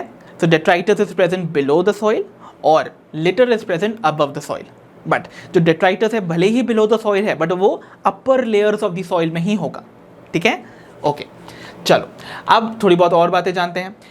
डीकम्पोजिशन कैसे अकम्प्लिश होता है, इसके लिए आपको सर्टेन स्टेप्स याद रखने हैं। अब देखो जो स्टेप्स हैं डीकम्पोजिशन की, जो प्रोसेस ऑफ डीकम्पोजिशन है वो कंप्लीट होती है इन द फॉलोइंग 5 स्टेप्स। तो 5 ये जो स्टेप्स हैं इसमें ये इंश्योर करता है कि कंप्लीटली जो भी कॉम्प्लेक्स ऑर्गेनिक मैटर है वो ब्रेक डाउन हो जाता है इनटू दी इनऑर्गेनिक न्यूट्रिएंट्स।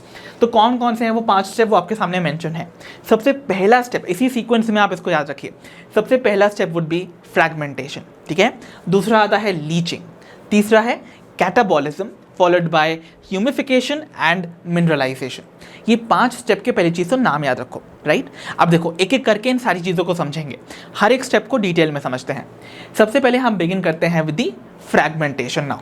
तो फ्रैगमेंटेशन नाम ही बता रहा है, यहाँ पर ब्रेक डाउन होने वाला है किसी चीज़ का इनटू टाइनी टाइनी पीसेस, जिन्हें हम फ्रैगमेंट्स बुलाते हैं। तो फ्रैगमेंट्स या पीसेस में ब्रेक डाउन होने वाला है किसका, obviously raw material for decomposition का क्या था, डेट्राइटस। तो इसका मतलब क्या हुआ, यहाँ पर ब्रेक डाउन होने वाला है आपके डेट्राइटस का या फ्रेशली डिपॉजिटेड ऑर्गेनिक मैटर का इनटू स्मॉलर फ्रैगमेंट्स और स्मॉलर पीसेस, राइट। और ये कौन कैरी आउट करते हैं, इनका ब्रेक डाउन कौन करता है, तो फ्रैगमेंटेशन कॉज करने वाले जो ऑर्गेनिजम्स हैं they are called detritivores because they feed on the detritus. So detritivores क्या हैं, ये वो वर्म लाइक एनिमल्स हैं या इंसेक्ट्स हैं जो कि डेट्राइटस को फीड करते हैं। So they feed on the detritus. अब ये वर्म लाइक क्रीचर्स कौन कौन से हो सकते हैं, देखो they could be earthworm, one is going to be earthworms, right, earthworms आप जानते ही हो। Then they could even be millipedes and centipedes, and they can even be the wood lice, जैसे हम नॉर्मली जानते हैं एज दीमक, है ना। तो wood lice is a plural term, wood louse would be the singular term, right. So इस तरीके से ये वेरियस ऐसे आप कह सकते हो इंसेक्ट्स हैं या फिर क्रीचर्स है, वर्म लाइक क्रीचर, जो कि क्या करते हैं, ये डेट्राइटस को फीड करते हैं और उसको छोटे छोटे टाइनी फ्रैगमेंट्स में ब्रेक करते हैं। तो जब भी डेट्राइटस इन पर्टिकुलर वर्म्स के या डेट्राइटिवोर्स के डाइजेस्टिव ट्रैक्ट से होके बाहर आता है, सो वो हाईली पल्वराइज्ड स्टेट में आता है, हाईली पल्वराइज्ड। देखो मैं इसको मेंशन कर देता हूँ, यहाँ पर डेट्राइटिवोर्स के डाइजेस्टिव ट्रैक्ट से जब भी डेट्राइटस बाहर आएगा, it is going to be in highly pulverised state. इसका मतलब क्या हुआ, वो बहुत ही टाइनी टाइनी फ्रैगमेंट्स में ब्रेक हो जाएगा। टाइनी टाइनी फ्रैगमेंट्स में होने की वजह से आप कह सकते हो रादर वो पाउडरी फॉर्म में भरा जाता है, because the pieces are going to be very very tiny. तो वो पाउडरी फॉर्म में आपको रिलीज नजर आएगा, कौन, डेट्राइटस। तो detritus is going to break down and it is going to be released in a very highly pulverised state. ये बात समझ में आ गई। अब इसको ब्रेक डाउन किया क्यों जा रहा है भाई, डेट्राइटस को हम ब्रेक करके छोटे छोटे पीसेस में करना क्या चाहते हैं। देखो जब भी हम ब्रेक करते हैं किसी भी चीज़ को, उससे उसका सरफेस एरिया इंक्रीज हो जाता है। अब अगर सरफेस एरिया इंक्रीज हो जाएगा डेट्राइटस का फ्रैगमेंट्स में ब्रेक होने की वजह से, तो माइक्रोब्स को ज़्यादा स्पेस मिलेगी टू एक्ट ऑन देम। तो जो भी डीकम्पोजर्स हैं, जो भी डीकम्पोजिंग माइक्रो ऑर्गेनिजम्स हैं जैसे बैक्टीरिया एंड फंजाई, उनको ज़्यादा सरफेस एरिया मिलता है टू कैरी आउट डीकम्पोजिशन। तो देखो यहाँ पर मेन जो रीजन है फ्रैगमेंटेशन का, it is to increase the surface area of the detritus, ताकि वहां पर माइक्रोबियल एक्शन हो सके और डिकम्पोजिशन इंश्योर हो सके। ये तो हो गया the very first step of decomposition. Fragmentation में कोई दिक्कत? I don't think so. चलो देन बढ़ते हैं अपने नेक्स्ट स्टेप पे। अब नेक्स्ट स्टेप है लीचिंग का। ओके, लीचिंग क्या है भाई? लीचिंग देखो कैसे, ये वर्ड आपने कहीं ना कहीं डेफिनेटली, अगर आप ज्योग्राफी पढ़ते हो या फिर आप सोशल साइंस में इस पर्टिकुलर पोर्शन को, डेफिनेटली इस वर्ड से आप जरूर कभी ना कभी इंट्रोड्यूस हुए होगे। देखो लीचिंग में क्या होने वाला है, सॉइल में प्रेजेंट हमने क्या किया है, पहले स्टेप में हमने फ्रैगमेंटेशन करवा दिया, अपने डेट्राइटस को छोटे छोटे पीसेस में ब्रेक करवा दिया। तो ये जो आपके फ्रैगमेंटेड और डिकेइंग डेट्राइटस है, इसमें कुछ ऐसे भी न्यूट्रिएंट्स होंगे जो कि वाटर सॉल्युबल होंगे, राइट। सो जो भी water soluble inorganic nutrients present हैं किसके अंदर, फ्रैगमेंटेड और डिकम्पोजिंग डेट्राइटस में, वो वाटर के साथ क्या करने वाले हैं, they are going to percolate down in the soil. तो वो क्या करने वाले हैं, they are going to go down in the soil horizon. Soil की डिफरेंट लेयर्स होती हैं जिन्हें हम होराइजन्स बुलाते हैं, आप इतना ध्यान नहीं दो, सिर्फ इतना समझो। तो जो भी यहाँ पर इनऑर्गेनिक न्यूट्रिएंट्स वाटर सॉल्युबल थे, कहाँ पर present, they should be present in the detritus जो कि फ्रैगमेंटेड है ऑलरेडी। सो इस फ्रैगमेंटेड डेट्राइटस पे प्रेजेंट जो भी इनऑर्गेनिक न्यूट्रिएंट्स है वो वाटर के साथ परकोलेट करके नीचे की तरफ सॉइल के अंदर डिपॉजिट हो जाएंगे। और जब वो नीचे की तरफ मूव करते हैं ना, तो सॉइल की कुछ अपर होराइजन्स में, अपर लेयर्स में जाके वो अवेलेबल हो जाते हैं, सॉरी अनअवेलेबल फॉर्म्स में, अनअवेलेबल सॉल्ट्स की फॉर्म में प्रेसिपिटेट कर जाते हैं। So what they do is they go down in the soil horizon by the percolating water, और वहां पर जाके दे गेट प्रेसिपिटेटेड, नीचे जाके प्रेसिपिटेट हो जाएंगे as unavailable salts. So they get precipitated as unavailable salts. तो वो ऐसे सॉल्ट्स होंगे जो कि अनअवेलेबल होंगे। पॉइंट क्लियर है इतनी बात? ओके। अब ये तो हो गई लीचिंग की बात। तो लीचिंग में क्या हुआ है, वाटर सॉल्युबल इनऑर्गेनिक न्यूट्रिएंट्स नीचे जाके सॉइल के लेयर में अनअवेलेबल सॉल्ट्स के फॉर्म में प्रेसिपिटेट हो गए। फाइन। अब आता है तीसरा स्टेप, जो हमने फ्रैगमेंटेड पार्टिकल छोड़े थे ना in the process of fragmentation, अब उन पे क्या होने वाला है, उस पे एक्ट करती है the process called catabolism. Catabolism ये तो बता ही रहा है, कैटाबॉलिज्म ये टर्म तो आप वैसे ही सुन चुके हो। कैटाबॉलिज्म में होता क्या है, यहाँ पर ब्रेक डाउन होता है सब्सटेंसेस का, राइट। तो यहाँ पर कैटाबॉलिज्म में भी सिंपली यही होने वाला है, जो भी डेट्राइटस हमने यहाँ पर बनाया था ना फ्रैगमेंटेशन के बाद, उसका फाइनली ब्रेक डाउन होगा इनटू सिंपल इनऑर्गेनिक सब्सटेंसेस। देखो फ्रैगमेंटेशन में डेट्राइटस ब्रेक किया था इनटू स्मॉलर पीसेस, राइट। अब वो स्मॉलर पीसेस पे एक्ट करने वाले हैं द डीकम्पोजर्स और द स्मॉल माइक्रोब्स, और वो क्या करने वाले हैं, वो उसको ब्रेक करके सिंपल इनऑर्गेनिक सब्सटेंसेस में जो कि सॉल्युबल फॉर्म में होंगे उनके फॉर्म में रिलीज कर देते हैं। अब ये कौन कैरी आउट करता है, जैसे कि मैंने बताया, they are carried out by the action of the decomposers. और डीकम्पोजर्स भी कैसे करेंगे, तो जो भी स्मॉल स्मॉल फ्रैगमेंट्स थे ना जो फ्रैगमेंटेशन के टाइम पे ब्रेक हुए थे, उन पे एक्ट करते हैं दीज बैक्टीरिया एंड फंजाई, जो कि क्या है, दीज आर द डीकम्पोजर्स। तो डीकम्पोजर्स में याद रखो, we are going to be talking about the bacteria and fungi.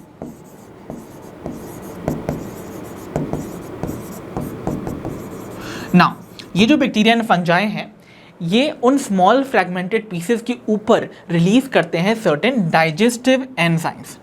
क्या रिलीज करते हैं, सर्टेन डाइजेस्टिव एंजाइम्स। और ये डाइजेस्टिव एंजाइम्स फाइनली क्या करेंगे, उन फ्रैगमेंटेड डेट्राइटस को ब्रेक कर देते हैं इनटू सॉल्युबल इनऑर्गेनिक सब्सटेंसेस में। ठीक है, इसका मतलब अब वो इनऑर्गेनिक सब्सटेंसेस जो है वो रिलीज होने लगेंगे। Got it? ठीक है, ये जो 3 स्टेप्स मैंने आपको बताए हैं, number 1 was fragmentation, second is leaching and third is catabolism, ये डिकम्पोजिशन की प्रोसेस में एक साथ साइमल्टेनियसली अकर करते हैं। Don't forget this point. तो ये तीनों स्टेप्स एक के बाद एक नहीं हो रहे हैं, they are happening together. Okay, चलो अब कैटाबॉलिज्म के बाद नेक्स्ट 2 स्टेप्स भी देख लेते हैं। सो नेक्स्ट 2 स्टेप जो आपको मिलेगा that is humification and mineralisation. अब देखो यहाँ पर 2 पॉइंट समझो, आपको ऐसे समझना है, डिकम्पोजिशन के एंड में आपको क्या चीज़ें मिलने वाली हैं। जब भी किसी भी चीज़ का ऑर्गेनिक न्यूट्रिएंट का ब्रेकडाउन होता है, तो ऑर्गेनिक सब्सटेंसेस जब ब्रेक होंगे, ऑर्गेनिक मैटर जब ब्रेक होगा, तो एंड में 2 चीज़ें मिलती हैं। One is called humus and दूसरे होते हैं इनऑर्गेनिक न्यूट्रिएंट्स, राइट।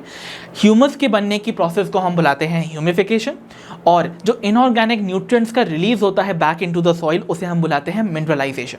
ठीक है, क्योंकि वो इनऑर्गेनिक न्यूट्रिएंट्स जो हैं दे आर मिनरल्स इटसेल्फ, तो वो मिनरल्स का जब रिलीज होगा it is going to be called mineralisation. पहले देखते हैं ह्यूमस के बनने की प्रोसेस, या ह्यूमस कैसे बनता है और वो ह्यूमस है क्या और क्यों इंपॉर्टेंट है। तो देखो, we are talking about humification. तो ह्यूमिफिकेशन में क्या होता है, ये इन्वॉल्व करता है द कन्वर्जन और the decomposition of detritus into humus. तो कभी भी डेट्राइटस से ह्यूमस की बनने की जो प्रोसेस है उसको हम बुलाएंगे ह्यूमिफिकेशन। अब ये ह्यूमस है क्या, ध्यान से देखो। ह्यूमस एक डार्क कलर का एमॉर्फस ऑर्गेनिक मैटर है। क्या है ये? एक डार्क कलर्ड, देख रहे हो आपको, ऐसा डार्क कलर का दिखाई दे रहा है। It is a dark coloured amorphous organic matter. Amorphous मतलब ए मीन्स विदाउट, मॉर्फ मीन्स, या मॉर्फ वर्ड क्या आता है, रिगार्डिंग दी फॉर्म। इसका कोई फॉर्म नहीं है, देखो ये पाउडरी फॉर्म में ऐसे एग्जिस्ट कर रहा है, इसका कोई स्पेशल स्ट्रक्चर नहीं है, राइट। So it is amorphous organic matter, ठीक है, और ये डार्क कलर्ड है। अब इसके बहुत इंपॉर्टेंट फीचर्स क्या क्या हैं वो सारे देख लो, क्योंकि बहुत क्वेश्चंस आते हैं इस तरीके से। पहली चीज़, ह्यूमस जो है it is very rich in cellulose and lignin. Cellulose और लिग्निन जैसे सब्सटेंसेस में दे आर रिच। अगर ये कंपाउंड्स रिच हैं इट्स पर्टिकुलर ऑर्गेनिक मैटर के अंदर, इसका मतलब वहाँ पर डिकम्पोजिशन काफ़ी स्लो हो जाता है, बिकॉज सेल्यूलोज और लिग्निन का जो डिकम्पोजिशन रेट है वो काफ़ी स्लोअर है in comparison to other substances, ठीक है। ओके, अब बात करते हैं इसके पीएच की। बात की जाए अगर ह्यूमस के पीएच की, तो वो स्लाइटली एसिडिक होता है और ये कोलॉइडल भी होगा बच्चों। कोलॉइडल बोले तो ये फर्दर जब ब्रेक होता है तो ऐसे टाइनी पीसेस में ब्रेक होगा जो कि किसी भी दूसरे मीडियम में स्प्रेड कर जाते हैं पूरी तरह से, राइट। तो इसका मतलब ये कोलॉइडल है। और साथ ही साथ एक इंपॉर्टेंट, बहुत इंपॉर्टेंट पॉइंट है ये ह्यूमस से रिलेटेड, कि ये हाईली रेजिस्टेंट होता है टू द माइक्रोबियल एक्शन। मतलब इसमें माइक्रोब्स की जो एक्शंस हैं वो बहुत ज़्यादा स्ट्रांगली नहीं हो सकते हैं, राइट। तो यानी कि यहाँ पर इसके खराब होने के चांसेस कम होते हैं। तो it is highly resistant to microbial actions. Okay, अब ये सिंस मैंने आपको बताया ये माइक्रोबियल एक्शन इस पर बहुत स्लो एक्ट करते हैं, इसके अंदर आपको बहुत सारे न्यूट्रिएंट्स जो हैं वो रिजर्व्ड नजर आएंगे। सो बेसिकली ये एक्ट करता है, ये फंक्शन करता है as the reservoir of nutrients. इसके अंदर भरपूर मात्रा में न्यूट्रिएंट्स हैं, फाइन। एंड ये न्यूट्रिएंट जो हैं वो रिलीज भी बहुत स्लोली होते रहते हैं। क्यों रिलीज स्लो होंगे? बिकॉज जैसा कि मैंने बताया ये हाईली रेजिस्टेंट होता है माइक्रोबियल एक्शन से। तो इसका मतलब बैक्टीरिया एंड फंजाई जब रिलीज करना चाह रहे होंगे इन मिनरल्स को, इन इनऑर्गेनिक न्यूट्रिएंट्स को फ्रॉम ह्यूमस, वो काफ़ी स्लोली कर रहे होंगे। तो इसका मतलब it releases nutrients into the soil by slow decomposition. तो इसका मतलब क्या होता है, ह्यूमस एक ऐसा रिजर्वॉयर की तरह एक्ट करता है सॉइल के अंदर जो न्यूट्रिएंट्स को धीरे धीरे रिलीज करता रहता है सॉइल में, ठीक है, ताकि सारे के सारे न्यूट्रिएंट्स जो हैं वो वॉश अवे ना हो जाएं फ्रॉम द सॉइल। इतनी बात समझ में आ गई। सो जैसा कि मैंने बताया ह्यूमिफिकेशन में ह्यूमस का फॉर्मेशन होने वाला है जो कि एक्ट कर रहा है as the reservoir for the nutrients, fine. अब ये जो न्यूट्रिएंट्स है जैसा कि मैंने बोला धीरे धीरे रिलीज होते रहते हैं, तो इसी रिलीज होने की प्रोसेस को हम क्या बुलाएंगे, इसी न्यूट्रिएंट्स के, इन्हीं इनऑर्गेनिक न्यूट्रिएंट्स या मिनरल्स के रिलीज की प्रोसेस को हम बुलाते हैं the next step called mineralization. So mineralization क्या है? Mineralization is the release of inorganic nutrients due to decomposition of the humus by the action of microbes. जो माइक्रोब्स ह्यूमस पे एक्ट करके रिलीज करते हैं इनऑर्गेनिक न्यूट्रिएंट्स को, right. अब ये जो रिलीज होने की ही प्रोसेस है इन्हीं इनऑर्गेनिक न्यूट्रिएंट्स या फिर मिनरल्स की, उसे ही हम बुलाते हैं मिनरलाइजेशन, ठीक है। और ये जो मिनरल्स रिलीज होते हैं वापस से एनवायरनमेंट में या सॉइल में, वो वापस से प्लांट्स यूटिलाइज करते हैं। So they are again absorbed by the plants और उसका इस्तेमाल करके सिंथेसाइज करते हैं न्यू ऑर्गेनिक मैटर। तो देखा आपने मिनरलाइजेशन में क्या हो रहा है, ह्यूमस में प्रेजेंट जो भी इनऑर्गेनिक न्यूट्रिएंट्स हैं वो सॉइल में वापस से रिलीज हो रहे हैं, और अगर वो रिलीज हो रहे हैं इनऑर्गेनिक न्यूट्रिएंट्स, उनका वापस से प्लांट इन सभी का इस्तेमाल करेगी अपनी ग्रोथ और डेवलपमेंट में, और उसके बाद नया ऑर्गेनिक मैटर सिंथेसाइज करेगी। सो इस तरीके से आपके जो वेरियस स्टेप्स इन्वॉल्व हैं डिकम्पोजिशन में वो एंड होते हैं। तो आई होप डिकम्पोजिशन के इंटायर फिनोमेना और इसकी जो प्रोसेस है उसमें इन्वॉल्व वेरियस स्टेप्स आपको क्लियर हुए होंगे।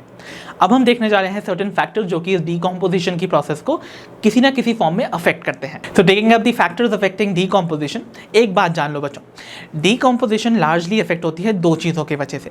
केमिकल नेचर कैसा है डेट्राइटस का, इस पर डिपेंड करता है डिकम्पोजिशन का रेट, और सेकेंडली डिपेंड करता है कुछ क्लाइमेटिक फैक्टर्स पे।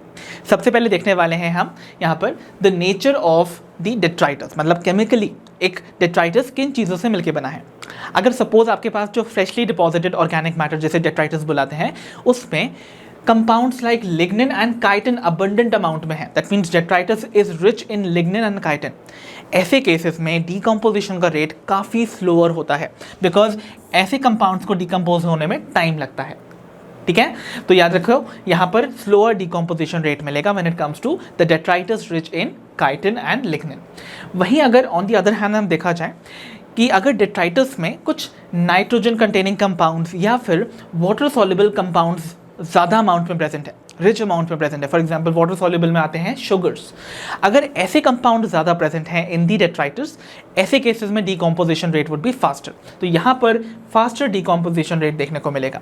तो आपने देखा chemical nature of the detritus जो है वो काफ़ी हद तक डिटर्मिन करता है कि कितना फास्ट या स्लो डीकम्पोजिशन आकर करेगा। तो ये तो बात हो गई केमिकल नेचर ऑफ डेट्राइटस की। अब हम देखने जा रहे हैं कुछ climatic factors. For example we have temperature and moisture, और इन दोनों को हम साथ में ही देखेंगे। ठीक है, क्योंकि दोनों का एक साथ कॉम्बिनेशन काफ़ी हद तक अफेक्ट करता है डीकम्पोजिशन के रेट को। जैसे कि सबसे बेस्ट जो आइडियल कंडीशन है डीकम्पोजिशन को अकर करने के लिए, that is going to be a warm temperature and moist environment. भाई एनवायरनमेंट में वार्मथ और मॉइस्ट कंडीशन, मॉइस्चर जो है वो सफिशिएंट अमाउंट में होना चाहिए, यही फेवर करता है आइडियली डीकम्पोजिशन को। ओके अगर इनमें से एक भी नहीं होगा ना तो डीकम्पोजिशन जो है वो फेवर नहीं होता है, वहाँ पर डीकम्पोजिशन काफ़ी स्लो हो जाता है। जैसे वार्म कंडीशन आपको डेजर्ट्स में भी देखने को मिलती है, राइट। डेजर्ट में काफ़ी हाई टेम्परेचर्स हैं बट वहाँ पर मॉइस्चर नहीं होता है एनवायरनमेंट में, वहाँ पर ड्राइनेस है इन दी एयर, तो ऐसे में क्या होगा, वहाँ पर डीकम्पोजिशन वुड बी हैम्पर्ड, उसका जो रेट है वो हैम्पर हो जाता है, डीकम्पोजिशन काफ़ी स्लो हो जाता है ऐसे एनवायरनमेंट में। तो दोनों का ये आइडियल कंडीशन है, वार्म एनवायरनमेंट और मॉइस्ट कंडीशन, राइट।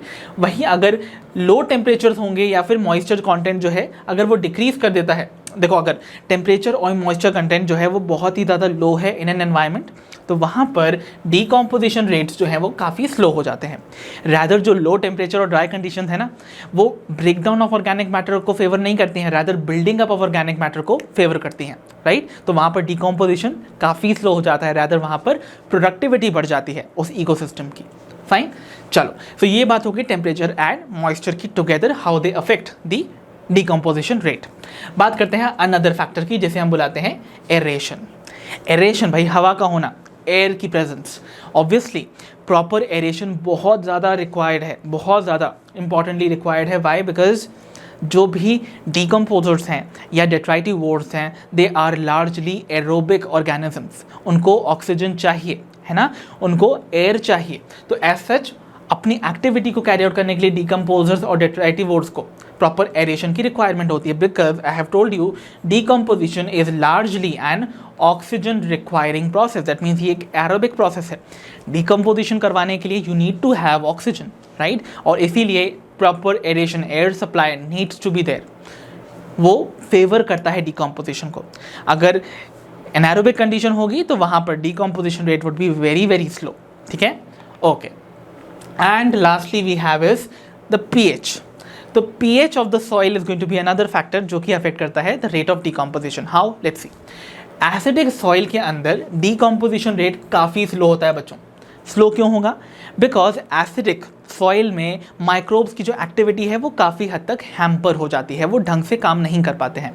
तो लो माइक्रोबियल एक्टिविटी की वजह से एसिडिक सॉइल में डीकम्पोजिशन का जो रेट है वो काफ़ी कम होता है। वहीं अगर मैं बात करूँ आपको स्लाइटली एल्कलाइन और न्यूट्रल सॉइल्स में सबसे ज़्यादा अमाउंट में डीकम्पोजर्स और डेट्राइटिवोर्स मिलते हैं, so they are abundant over there, और वहाँ पर डीकम्पोजिशन जो है वो काफ़ी कंपैरेटिव टू एसिडिक सॉइल काफ़ी फास्टर रेट पे होता है। ठीक है, तो these were all about the factors that affect the rate of decomposition. And इसी के साथ हमारा सेकंड जो फंक्शनल एस्पेक्ट था इकोसिस्टम का, दैट इज डीकम्पोजिशन, वो क्लियर होता है। So with this we end up with the decomposition now. तो बच्चों this was all for today from the chapter ecosystem. I hope आज के सेशन में डिस्कस किए सारे कॉन्सेप्ट्स आपको क्लियर हुए होंगे। अब हम मिलेंगे अपनी नेक्स्ट वीडियो में। अंटिल देन आप अपना ध्यान रखिए, पढ़ते रहिए, और जैसा कि आप सभी जानते हो लर्नो हाँ मतलब फ्री है पर बेस्ट है।